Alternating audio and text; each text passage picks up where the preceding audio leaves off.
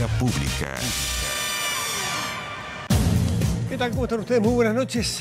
Bienvenidos a Vía Pública. La ministra de Salud, Jimena Aguilera, anunció la decisión del gobierno de dar obligatoriedad al uso de mascarilla en los establecimientos educacionales para todos los niños y niñas desde los 5 años.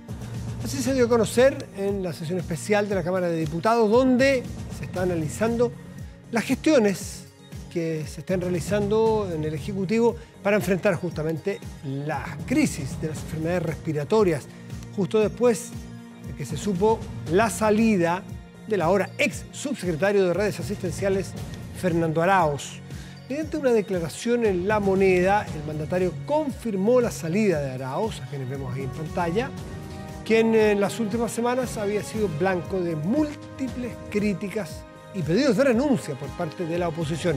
La medida del uso de la mascarilla, en todo caso, regirá hasta el fin de la alerta sanitaria vigente, es decir, nos corta 31 de agosto del presente año. Vamos a la mesa de conversación.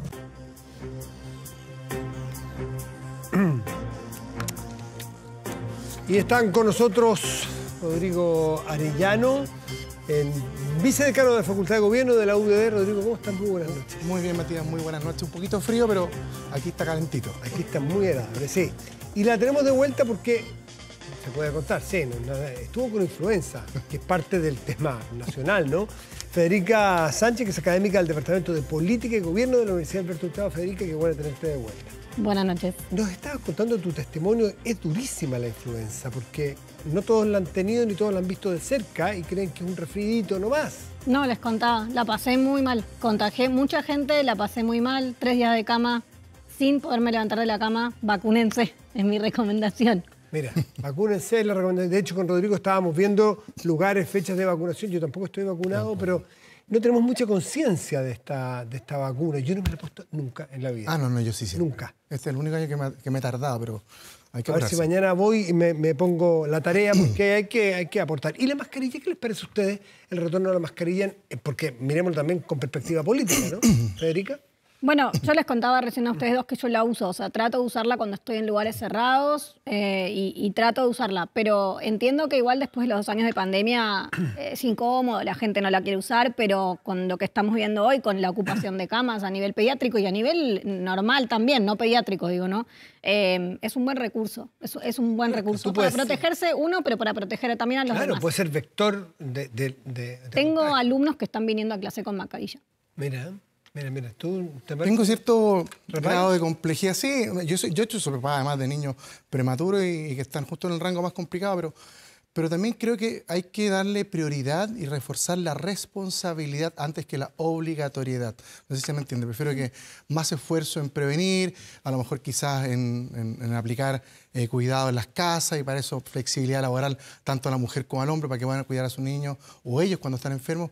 Pero la obligatoriedad del uso de la mascarilla me complica por eso, porque creo que de alguna forma coarta la libertad. Y además está demostrado que el periodo de pandemia hubo problemas también cognitivos y de expresión de los niños que en el fondo no pueden hablar correctamente con las mascarillas. Entonces creo que también tiene consecuencias no tan buenas para los niños. Entonces tengo esa disyuntiva. No estoy tan cierto ¿no es parte, Rodrigo, de la educación del ser responsable de vivir en sociedad, en que todos nos cuidemos y enseñarle a un chiquitito, una niñita de, no sé, segundo, primero básico, decirle, póngase la mascarilla porque tiene que cuidarse y tenemos que cuidarnos?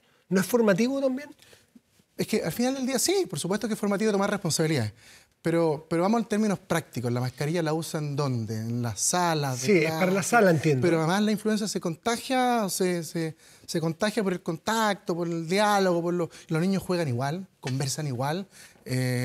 Entonces, yo tengo dudas con el efecto preventivo, no así con otras medidas como son efectivamente más autocuidado, quedarse en la casa si hay algún síntoma. Creo que, por supuesto, vacunarse creo que es fundamental. Y lo dijo el jueves la doctora Paula Daza, que estuvo con nosotros, ¿te acuerdas? Que lo más importante es la vacuna. Así que sí, tengo mi duda. Yo les decía recién, yo la uso, igual me agarré influenza y la pasé mal. Usando mascarilla, la uso. Mira.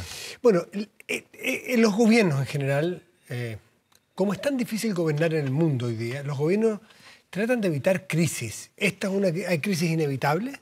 pero hay crisis evitable. Y esta, de salud, de alguna manera, en apariencia, era evitable. Hay mucho contagio y se sabía que venía más fuerte, pero en el manejo de la crisis.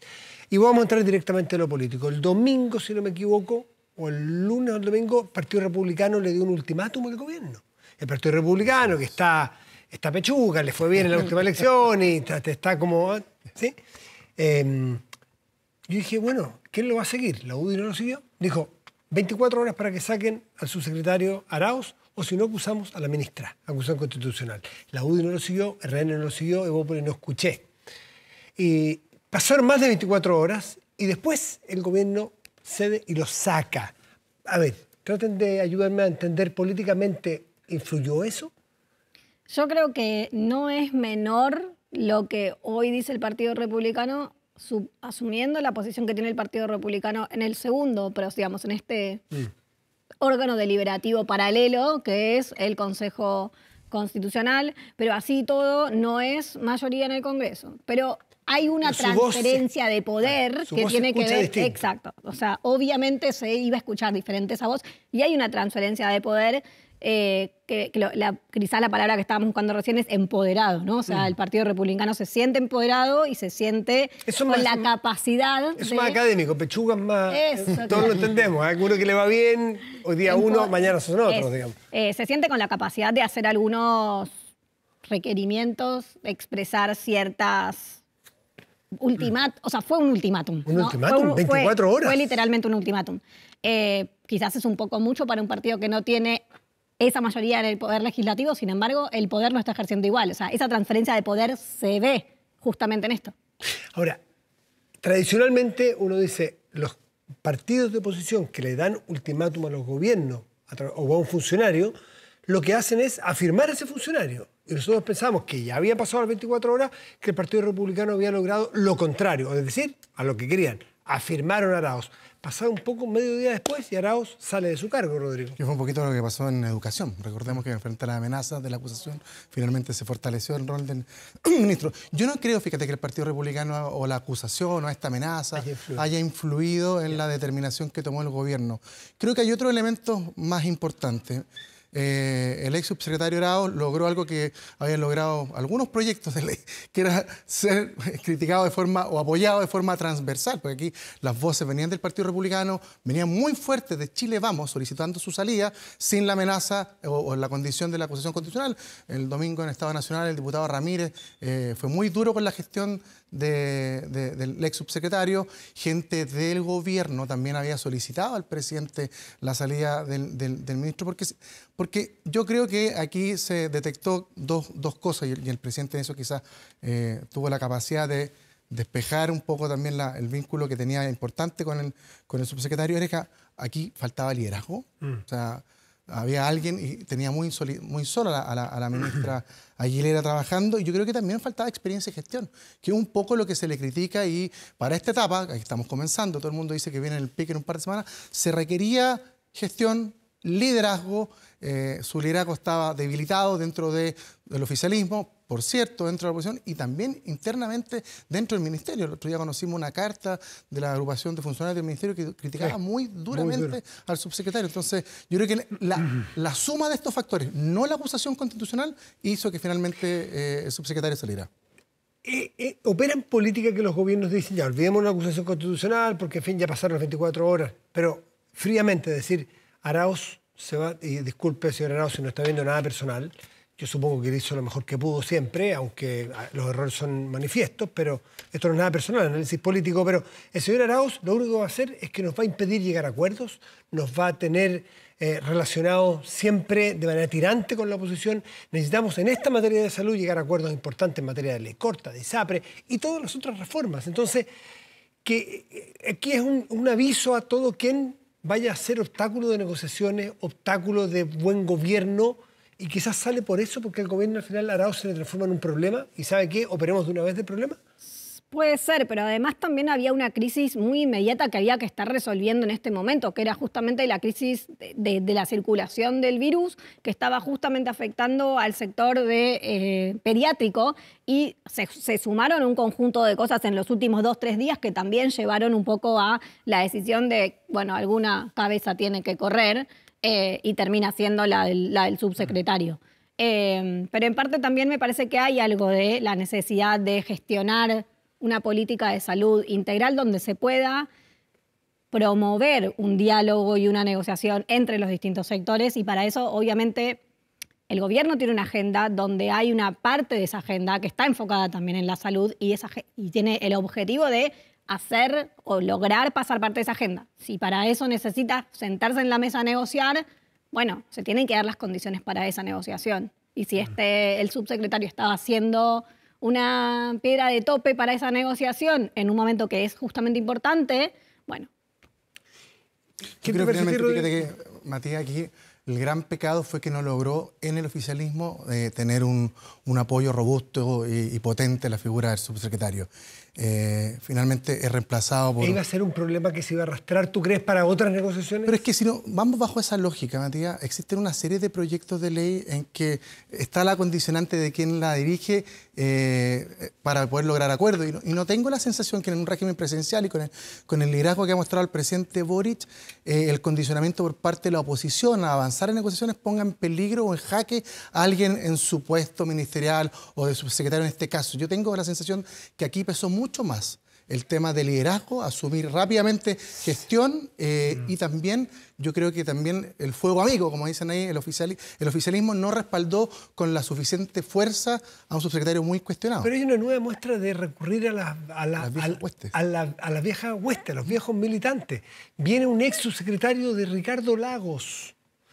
Porque si es mera gestión, tú podrías, si es que es imprescindible este grupo de referencia, esta generación, tú lo bancas, como se dice vulgarmente, le pones un buen asesor al mismo asesor que sucede, lo pones de asesor, le pones un gestor de camas, tú lo puedes adornar o lo puedes ayudar con muy buenos asesores y la gestión puede mejorar.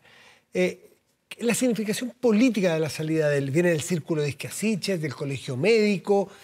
Me imagino que eso a mucha gente le dolió dentro del gobierno hoy día también. No. Sí, yo creo que es una salida que políticamente, o sea, fue una salida que políticamente puede haber golpeado en ciertos sectores del gobierno en términos de que creo que quizás no se esperaba que, esta es una idea, ¿no? Como no se esperaba que el subsecretario tuviese que salir tan rápido en términos de la crisis. Porque yo creo que hay parte de lo que decías al principio que tenía que ver justamente con la incapacidad de prevenir una crisis que se iba a venir, porque sabíamos que empezaba la época de invierno y que iban a empezar a circular todas estas situaciones. Bueno, ¿cómo no hubo un plan antes de llegar a esta situación que termina desembocando también en una falla en la gestión, una falla en el liderazgo, por una consecuencia que es el mal manejo de una crisis que estaba mínimamente anunciada con la temporada de otoño-invierno?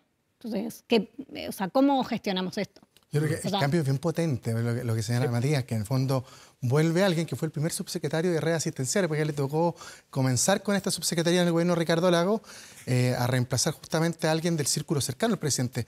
Ahí en off comentan mucho que en el fondo esta decisión muy compartida de aquellos funcionarios o ministros, subsecretarios sobre los 45 años, pero muy resistida bajo los 45, porque efectivamente él representaba cierta ideología, cierto sector importante del Frente Amplio, pero aquí primó, yo creo que efectivamente la experiencia, gestión, liderazgo, curva de aprendizaje, como dijo la ministra.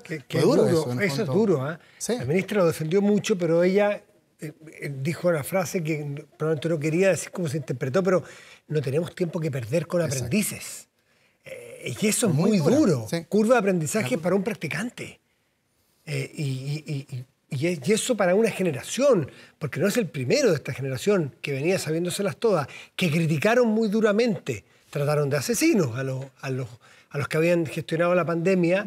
Aquí creo que hay una cosa, es parecido a lo que está pasando, no sé si ustedes siguen con frecuencia la política española, con lo que pasó con Mas y Sumar y Podemos, Claro. que vetaron directamente una generación que era hiperempoderada, los Sánchez, los Iglesias, los Monteros, los vetan y los dejan afuera y viene gente de 60, 65 años.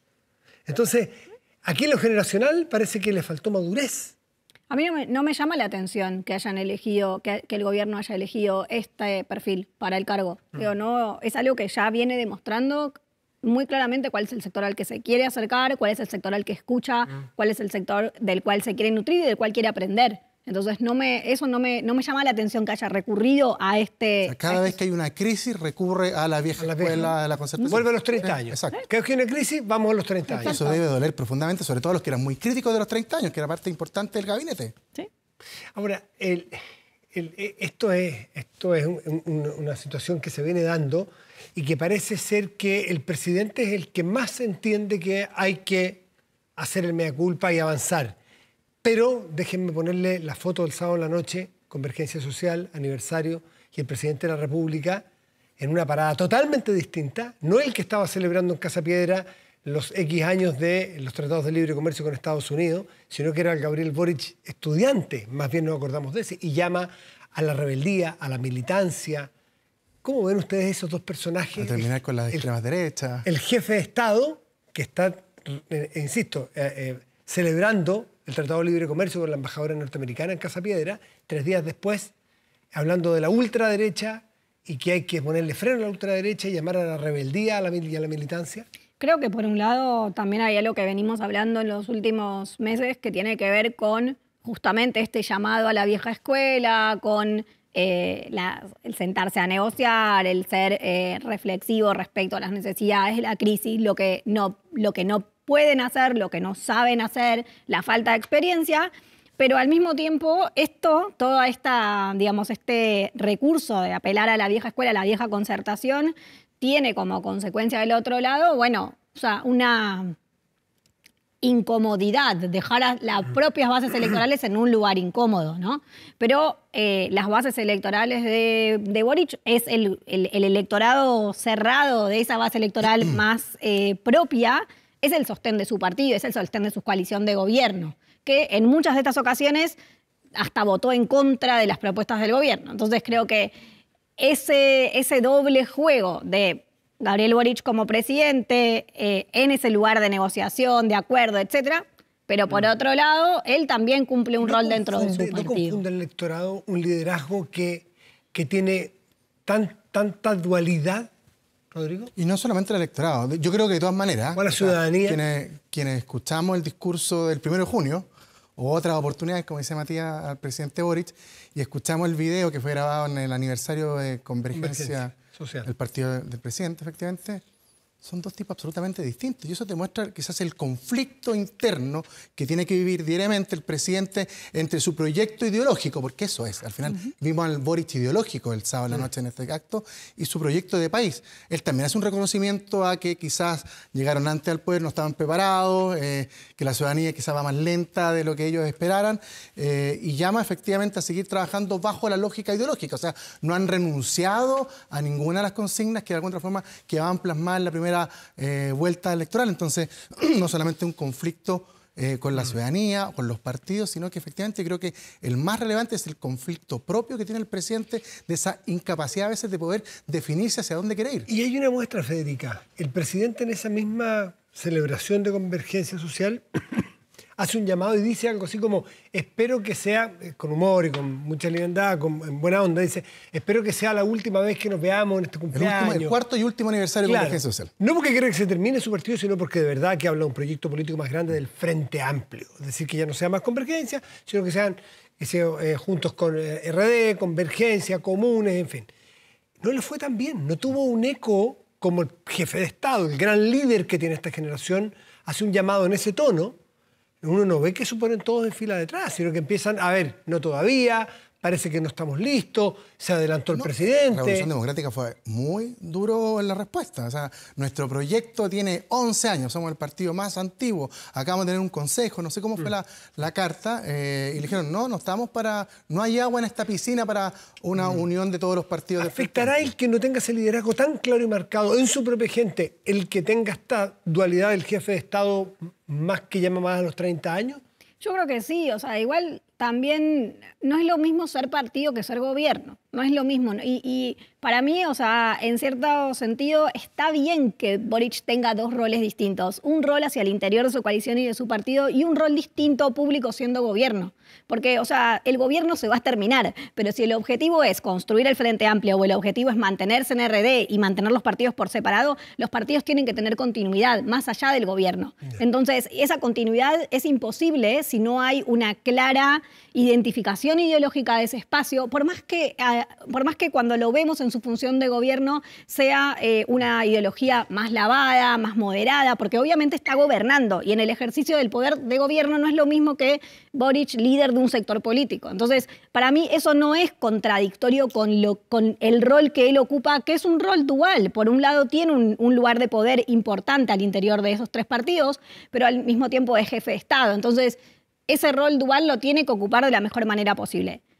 Si veo que esto es contradictorio para la conformación de un partido más amplio, el Frente Amplio como partido, creo que sí, creo que quizás no estaba todavía lo suficientemente madura la idea como para tirarla ahí. Creo que probablemente se den un tiempo de negociaciones, de reflexión interna de los partidos, que es justamente lo que los partidos quieren hacer, sus congresos, sus reflexiones internas y ver si se suman o no, si es que suma ser Frente Amplio y... También hay dos cosas a la atención profundamente. Los partidos no pueden renunciar. Sí, es verdad, pero fíjate, Federica, yo no recuerdo ni al presidente Piñera, ni al presidente Lagos, ni a la presidenta Bachelet, Frey o Elwin, que hayan tenido este conflicto, esta dualidad de mensaje hacia el partido y hacia el país como lo tiene tan marcado el presidente Boric. No recuerdo ninguno de los expresidentes que hayan participado tan activamente dentro de su propio partido, alionándolos o dando instrucciones.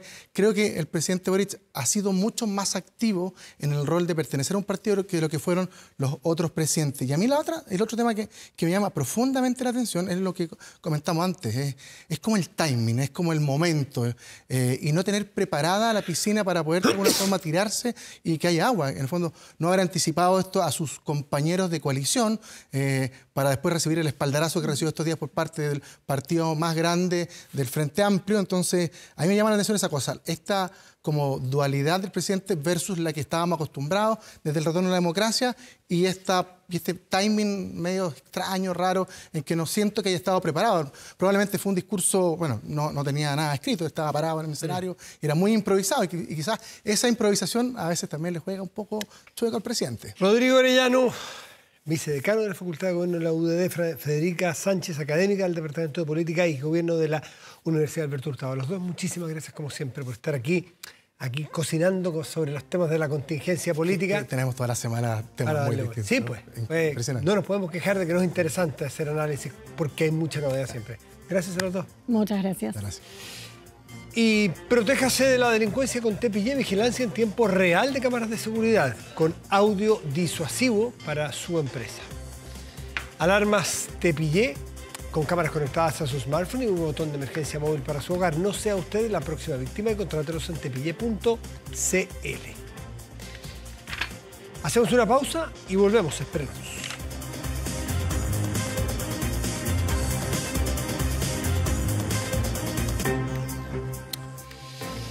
Bueno, y ya vamos con nuestra próxima entrevistada que está aquí, ¿no es así? Bueno, es Paulina Astroza, que es doctora en Ciencias Políticas y Sociales, directora del Centro de Estudios Europeos de la Universidad de Concepción. Paulina, como siempre, un gusto tenerte aquí. ¿Cómo estás? Bien, muy bien. Feliz de estar de nuevo por estos lados. Sí, pues, cuando supe que venía le pregunté por WhatsApp si era por Zoom o iba a estar acá. Entonces la respuesta no, voy al estudio porque mañana te estás invitada al Palacio de la Moneda porque se recibe ni más ni menos que, déjame decirlo bien, a Ursula von der Leyen, ¿no es así? Von der Leyen. Exactamente. Sí. Así es. Bueno, cuéntanos a qué viene la máxima autoridad de la Unión Europea, von der Leyen, ¿no? Una de las autoridades, la verdad es que la Unión Europea tiene varias instituciones, una de ellas la Comisión Europea, ¿Y esa es la que preside ella? Ella preside, es la primera mujer que preside, ella es alemana, a pesar de que nació en Bruselas, porque su padre era funcionario de la Comisión Europea en aquel tiempo. Ella en algún momento fue denominada la delfín de Angela Merkel. Ella es del partido, la CDU, de la Democracia Cristiana Alemana, y ha sido elegida la primera presidenta, dura 5 años en el mandato, y la Comisión Europea, digamos que es una suerte, porque no es exactamente igual, de un ejecutivo de la Unión Europea que tiene por principal función, por un lado, representar los intereses de la Unión, no de los Estados miembros, y en segundo lugar, ser la guardiana de los tratados de la Unión Europea. Y ahí es la razón específica por qué viene a Chile, que Chile acaba de renovar este acuerdo con la Unión Europea. Estamos en eso. No se ha renovado todavía. No. Bueno, eso fue bien cuestionado, era parte de lo que se le cuestionaba al ex subsecretario Ahumada, porque se demoraba, porque no había convicción. ¿Por qué no nos recuerda un poco en qué va y cuál es la importancia de que Chile renueve un acuerdo con la Unión Europea? Lo primero es que la Unión Europea tiene acuerdos con distintos países a distintas velocidades. Fundamentalmente porque América Latina no es un solo bloque, tenemos varios bloques y por lo tanto la relación ha sido, dependiendo de cada país, cuánto quiere avanzar más y cuáles han demorado más. Y en ese sentido, Chile en el año 2002 celebró el acuerdo de asociación, y el cual ya cumplió 20 años, y a los 15 años ya se decidió empezar las negociaciones para modernizarlo. Eso es normal en los acuerdos, ¿no? Modernizar acuerdos. Es normal, pues son 15 años, han habido muchos cambios del punto de vista digital, de la protección del medio ambiente, del género, de la economía digital. Entonces todo esto, del mismo comercio, el comercio sustentable, y todo esto había que, evidentemente, adaptarse también a ciertas normas y directivas que tiene la Unión Europea, que de no hacerlo, bueno, nuestros productos, el acceso al mercado también se podría haber afectado. Entonces, empiezan estas negociaciones el año 2015, sino 2017, y la idea era justamente ver qué temas hoy día se podía avanzar, mejorar y abrir este espacio. Pero han pasado 8 años, la negociación ha sido un poquito larga. Digamos. Pero que las negociaciones son esas. Por ejemplo, el Tratado de Libre Comercio que celebró la Unión Europea con Canadá, que no es precisamente un socio conflictivo, se demoró 8 años. Y esta es la modernización de ese acuerdo. Pero es que no es el inicio de una conversación, sino que es la actualización. Sí. ¿Es normal que duren tanto las actualizaciones? Es normal. Bueno, imagínate que el acuerdo con México, que fue celebrado antes que nosotros, todavía no llegan a un acuerdo con esta misma modernización. Ya, ok. Entonces estamos dentro de los márgenes. ¿Y qué cambio viene y por qué la visita de Ursula von der Leyen? Ya, aquí hay dos cosas. Una, en el caso de Chile, nosotros terminamos las negociaciones, finalmente se cerraron, había un acuerdo, un cierre técnico con el gobierno anterior, y que después de alguna manera hubo algunos temas puntuales, el cual el ex subsecretario José Miguel Ahumada planteó que había que renegociar, y finalmente se llega al acuerdo.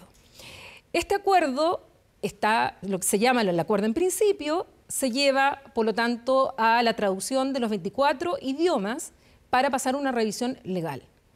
Y luego, y en eso estamos, luego de eso pasa al Consejo de la Unión Europea, quien también hace una revisión, y finalmente esto se lleva a la firma. Nosotros esperamos que ojalá sea en noviembre la firma del acuerdo de modernización. Tiene que ratificarlo, también lo revisa Chile y lo ratifica, ¿o no? Lo que pasa es que al ser un acuerdo en el cual para nuestra legislación, según el derecho interno, es un acuerdo formal, este debe, aparte de ser firmado por el presidente de la República, debe ser aprobado por el Congreso para luego ser ratificado por el presidente de la República. Ya. En el caso de la Unión Europea es distinto, porque la Unión Europea tiene algunas competencias que son propias de la Unión, es decir, los Estados nacionales han transferido esas competencias a la Unión, y hay otras que todavía son de competencia mixta entre los Estados miembros y la Unión Europea. En aquello donde hay competencias de la Unión Europea, solo debe intervenir con su aprobación el Parlamento Europeo y luego el Consejo de la Unión Europea. En cambio, en las otras materias debe pasar a aprobación de los 27 países miembros, y ahí pueden pasar hasta los congresos locales. ¿Y la visita tiene que ver con el momento que se está viviendo? Porque ya se cerró la revisión definitiva y el acuerdo ya está sellado, faltan las confirmaciones, ¿o la visita estaba estaba agendada desde antes? No, lo que pasa es que la Unión Europea... ¿A qué viene Ursula von der Leyen? Ya. Úrsula von der Leyen viene a una visita que partió en Brasil, siguió en Argentina, mañana va a ser en Chile y pasado mañana va a ser en México. Va a estar 24 horas en cada país. Wow. ¿A qué viene? Lo que pasa es que la Unión Europea, dado el contexto geopolítico, fundamentalmente la pandemia, la guerra en Ucrania, se han dado cuenta, bueno, y el cambio climático, se han dado cuenta que están dependiendo mucho, fundamentalmente, de Rusia y de China, en especial en materia energética, gas y petróleo. Por otro lado, la Unión Europea se ha planteado objetivos muy ambiciosos respecto del cambio climático, por lo tanto implica también una transición ecológica y además una transición digital, energética. Y para esto la Unión Europea, por un lado, se da cuenta que necesita socios en el ámbito internacional, los geopolíticos, los foros multilaterales, que lo apoyen, por ejemplo, en el tema de la guerra de Ucrania, que la gran mayoría de los países de América Latina y el Caribe han apoyado a la Unión Europea en esto, no todos por unanimidad, pero la gran mayoría. Pero por otro lado, resulta que necesitan lo que ellos han llamado las materias críticas. Y dentro de las materias críticas se encuentra el litio y el hidrógeno verde. Y nosotros, en Argentina, Brasil, Argentina, Bolivia y Chile, tenemos el 60% de la concentración de litio. Australia es el país que hoy día más produce litio, sí, por la tecnología que tienen, evidentemente, pero nosotros tenemos aquí un potencial tremendo, que no solamente la Unión Europea, sino también Estados Unidos, China, Corea, están interesados en nuestro litio, o sea, lo que tenemos en las baterías, sí, claro, evidentemente está con litio, y además la Unión Europea durante 8 años no había celebrado esta cumbre que se llama la cumbre CELAC, Comunidad de Estados de Latinoamérica y el Caribe, que son 33 estados, con la Unión Europea, por un tema político, por Venezuela.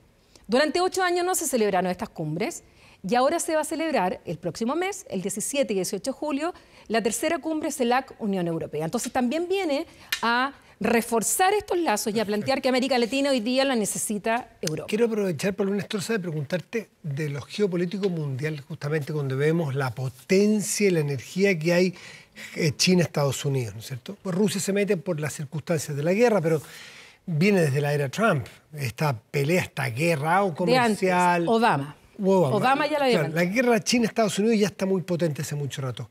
¿Qué papel juega Europa? Para muchos Europa empieza a quedarse atrás, con economías que también les cuesta mucho, economías muy endeudadas, economías que no se levantan, con crisis variadas. La guerra ahora es una de ellas, tuvieron crisis muy fuertes de migración. En fin, Europa se empieza a quedar atrás, es una búsqueda también de decir yo existo, yo aquí estoy, la influencia de Europa en Latinoamérica sigue siendo importante. ¿Tiene algo que ver con eso? Sin duda, porque ningún Estado en el mundo que no sea China o Estados Unidos no está en el dilema de qué hacer en este nuevo contexto internacional, en el cual evidentemente estamos teniendo cambios estructurales en el sistema internacional. La guerra de Ucrania es uno más. Y donde evidentemente Europa se ha sentido cada vez con menos poder, con menos influencia, siendo que en siglos pasados el mundo era eurocéntrico, claro, las grandes potencias estaban ahí. Y lo que necesita es justamente acercarse a lo que ellos llaman estos estados con los cuales tienen mayor cercanía, ya sea por valores, tradición, historia, idioma, etc. Y uno de ellos es América Latina. Y América Latina y el Caribe, la CELAC, son 33 estados, son 700 millones de habitantes, más encima somos muy ricos en biodiversidad, tenemos estos recursos que ellos necesitan y además en foros internacionales por supuesto que nos necesitan. Entonces es una forma en que la Unión Europea ha decidido y hay una comunicación del alto representante de los asuntos exteriores y seguridad común, Josep Borrell, y la Comisión Europea, donde en un documento que acaban de publicar dicen expresamente todo este contexto que te he explicado, geopolítico, y que hay que acercarse a estos países. Y esta es la gira que está haciendo Ursula von der Leyen. Antes de irnos unos minutitos, que no hemos podido conversar desde que hubo cambio de gabinete y giro en la conducción de la política exterior chilena. ¿Ves algún cambio? Sí, lo veo clarísimamente. Creo que durante el primer año, lamentablemente, hubo se farrió un primer año de política exterior. Creo que por errores no forzados, por balazos en los pies, por personas que no tenían las competencias realmente para los cargos y para muchas de las tomas de decisiones. ¿La ministra, por ejemplo? La ministra, por ejemplo. No tenía las competencias, una mujer funcionaria internacional, una profesional destacada, abogada. Sí, pero claramente tuvimos una administración que por un lado había un subsecretario de Relaciones Económicas Internacionales con una visión totalmente distinta, en la cual se sentía muy apoyado también por el presidente de la República. Por otro lado, una ministra que muchas veces se sintió en desfase respecto a decisiones que se tomaban y que o no estaba de acuerdo o se enteraba después y tenía que salir a explicar. Por otro lado, además, con una moneda en la cual asesores internacionales también intervenían y donde finalmente nosotros nos encontramos con una fragmentación de la proyección de la política exterior. Y esto además lo llevó a errores, que conocemos muchos, en los cuales cada error cuesta. Y ahora la conducción retoma lo que a ti te parece que había sido la conducta de la política exterior chilena. Yo creo que no solo retoma lo que era la política exterior chilena, sino que yo creo que lo que debiera ser la política exterior de un Estado. En primer lugar, yo estoy muy contenta que quien está a cargo hoy día de las relaciones exteriores sea alguien como Alberto Van Claveren, quien tiene larga experiencia, es especialista en relaciones internacionales, exagente ante la Corte Internacional de Justicia en el caso de Perú contra Chile, conocedor del derecho internacional y con un manejo diplomático y que conoce además por dentro todas las complejidades que tiene Cancillería. Y por otro lado, Gloria de la Fuente, quien tiene además una persona muy inteligente, que es muy empática, y yo creo que se necesita mucha comunicación de lo que significan las relaciones exteriores hacia la sociedad civil, porque hoy día no es que la sociedad civil vea esto o solo aquellos que nos encargamos una cierta élite de los problemas internacionales, no, hoy día está compenetrada la sociedad civil y creo que en ese sentido también es muy bueno lo que está pasando. Y por otro lado, Claudia Sangüesa, que está en el cargo de subsecretaria de Relaciones Económicas Internacionales, yo la veo bastante alineada, con quien en definitiva maneja el ministerio, que es el ministro, y en segundo lugar, con el apoyo absoluto del presidente de la República, donde veo hoy día una coordinación que yo no vi el primer año de política exterior. A lo mejor el presidente también cambió, porque fue el presidente el que desautorizó varias veces a su canciller. Sí, yo creo que la responsabilidad principal no la tuvo la ministra de Relaciones Exteriores, si bien la tuvo, tampoco el subsecretario, con muchas intervenciones desafortunadas, que yo personalmente critiqué mucho. Creo que principalmente la responsabilidad estaba en el jefe de Estado, quien es el justamente responsable de la política exterior, y creo que ahora sí hay un rumbo claro y un dato, que hoy día el Ministerio de Relaciones Exteriores no sea noticia, es una buena noticia. Paulina Astroza, doctora en Ciencias Políticas y Sociales, directora del Centro de Estudios Europeos de la Universidad de Concepción. Gracias, como siempre, por estar acá. Muchas gracias. Muy bien. Buenas noches. Hacemos una pausa, volvemos, espérenos.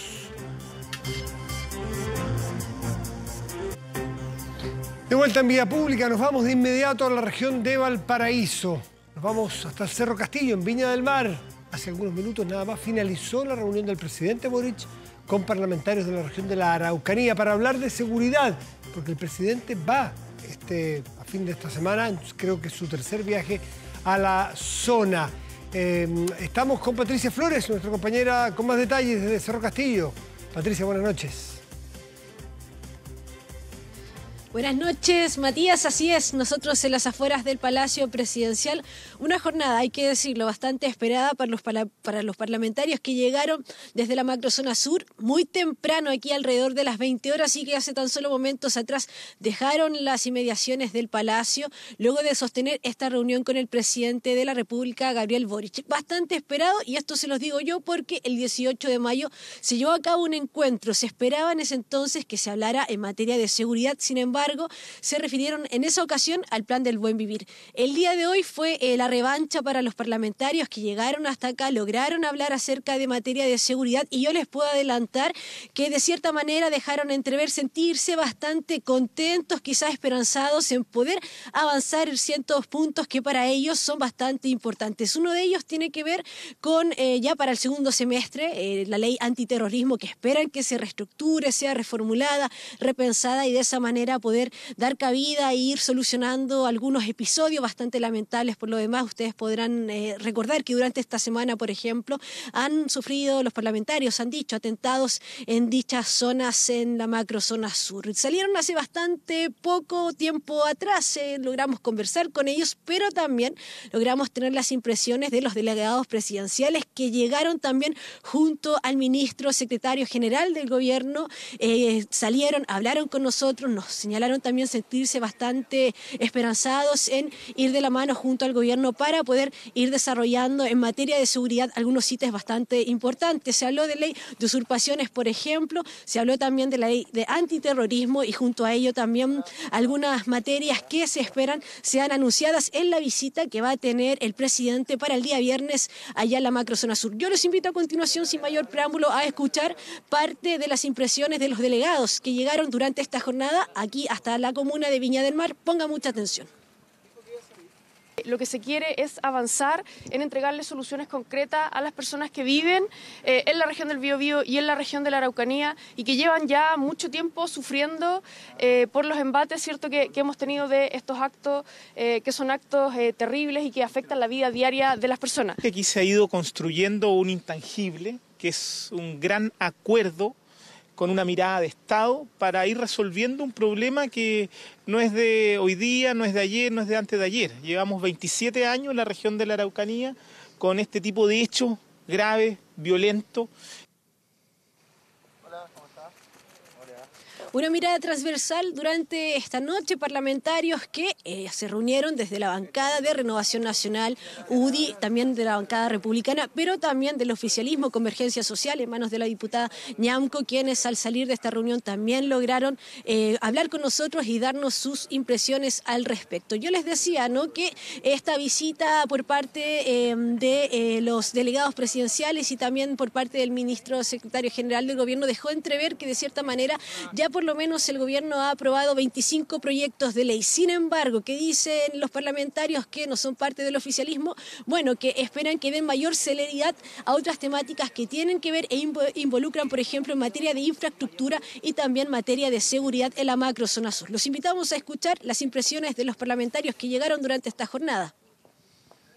Y hemos planteado que desde el punto de vista de la ejecución y la operación del estado de excepción estamos absolutamente al debe porque los cambios que se han hecho no han tenido los efectos que esperamos porque los atentados siguen igual o peor. Fue una reunión franca con el presidente de la República donde le expresamos de que el terrorismo ha ido creciendo en la macrozona sur, donde hay grupos más pequeños pero más peligrosos. Bueno, fue una reunión franca, nos quedamos con el reconocimiento del presidente de la República que claramente en la macrozona sur hay actos terroristas, que el gobierno está actuando lento y no está satisfecho con el resultado. Bueno, nosotros hemos sido bastante enfáticos. El tema del control y de la seguridad de orden público tiene que pertenecer a Carabineros. Militares están capacitados para otro tipo de tareas y para otro tipo de labores, por eso es que también en lo personal me he manifestado en contra de los estados de excepción para el uso de la seguridad y del orden público.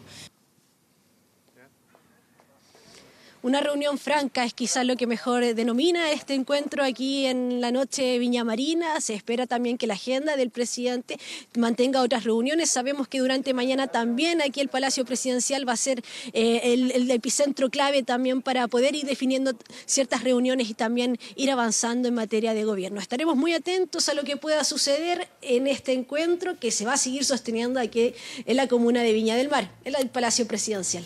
Bien, Patricia Flores, muchísimas gracias por este despacho. Buenas noches. Y nos vamos a la pantalla grande de nuestro estudio, revisamos nuestro portal de contenidos y noticias 24horas.cl, que en este momento destaca lo siguiente. Confirman muerte de niña de 3 años que llegó con problemas respiratorios al SAR de Montepatria. Bueno, una noticia lamentable. Detalles en 24horas.cl. Revisamos el tiempo. En este momento la temperatura en la región metropolitana es de 2 grados y 1 décima. El cielo está despejado con bruma. El pronóstico para mañana y pasado en esta región capital es de 21 grados de máxima probable mañana con cielo parcial y despejado el día jueves con 20 grados de máxima probable. Vamos a otras 2 regiones del país y sus localidades. San Pedro, en la región de Antofagasta, San Pedro de Atacama, tendrá mañana cielo despejado y 20 grados con máxima probable, en tanto Balmaceda, en la región de Aysén, tendrá cielo parcial y 7 grados de máxima probable. Ahí entonces estamos viendo el pronóstico para mañana. Y desde que Taylor Swift confirmó su visita a América Latina, se desató esta fiebre de los tickets de Eras Tour. Inicialmente confirmó un total de 7 conciertos en la región. Sin embargo, a medida que las entradas se han ido agotando, la estadounidense ha confirmado más fechas. Esa es la buena noticia. La mala es que nuevamente, y para tristeza de los fanáticos, Chile no está considerado. Serán 3 nuevos shows. Los países afortunados serán México, Brasil y Argentina. Así que, si quieren ver a Taylor Swift, tendrán que seguir esperando. O viajar, que pueda a Buenos Aires, por ejemplo, que lo más cerca, a disfrutar de ese show. Con Taylor Swift despedimos Vía Pública de hoy. Muy buenas noches y gracias por venir.